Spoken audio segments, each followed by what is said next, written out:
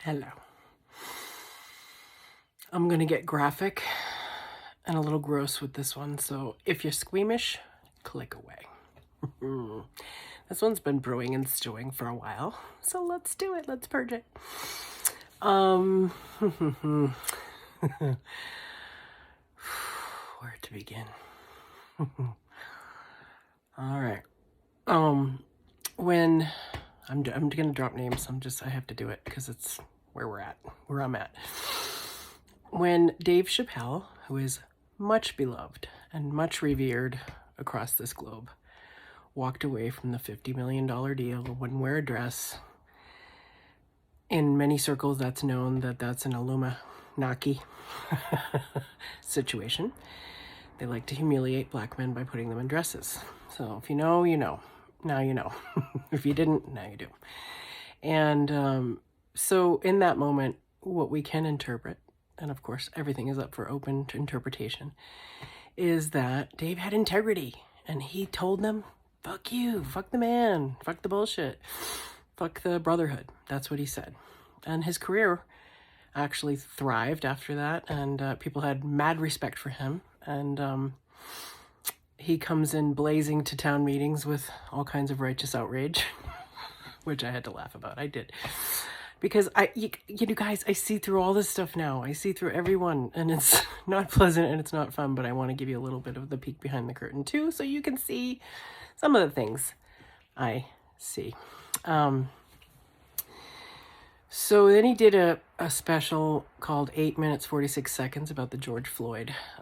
Was it a psyop? Was it a real thing? Was it a catalyst? Was it planned? Was it a George Soros operation?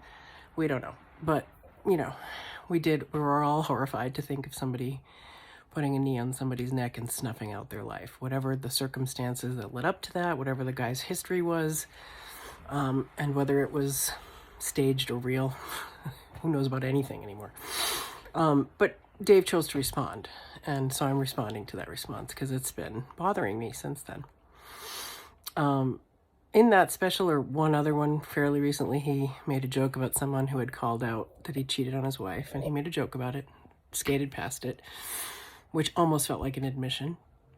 Okay, so that's one level and layer. We know these guys are on the road, they cheat, they have the opportunity, and maybe they have these secret arrangements or open marriages or whoever the fuck knows. That's, I'm talking about morality and character here. That's why I'm bringing these issues in, because it's like you want to think the guy is upstanding and a mensch and just awesome. Let's look at all sides of a human. Let's look at the multidimensionality of it, because he did make some great points a long time ago about multidimensionality. So I'm going to show you some other dimensions of Dave that I've experienced and felt.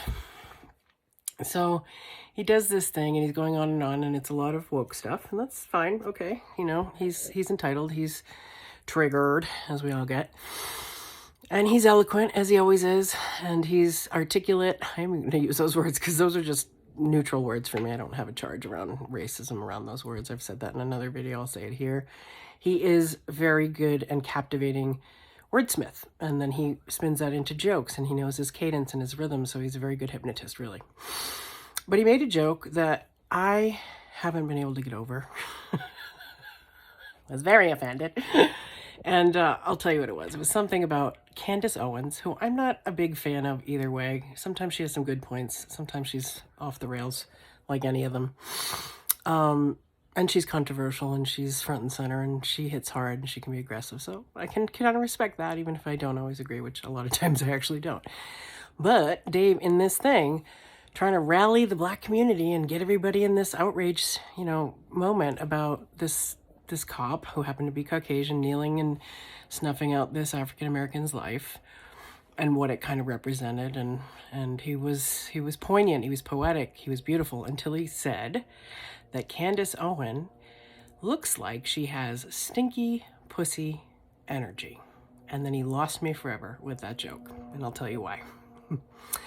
Because, Dave, your wife probably had stinky pussy energy after she gave birth to your children. Your wife probably had stinky pussy energy when she was stressed about wondering if you were going to be drunk and cheating on the road, or if you were going to come home and spend time with your family. Stress can give you stinky pussy energy, right?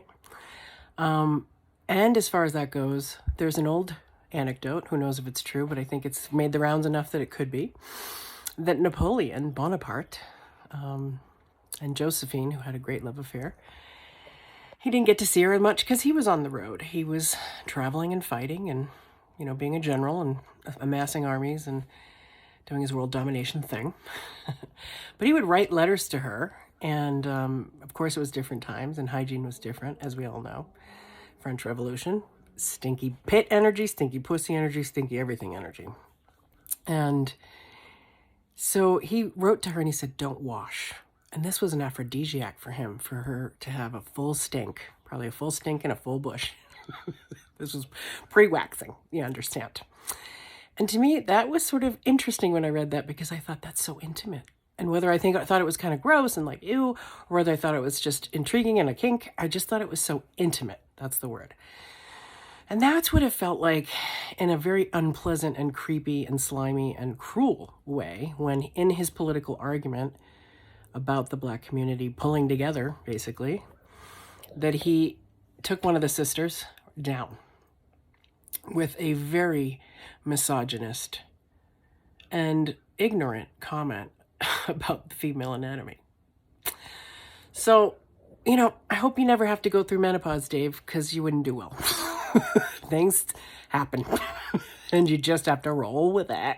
I'm just rolling with it. And just, that is probably me having a feminist response to a misogynist moment.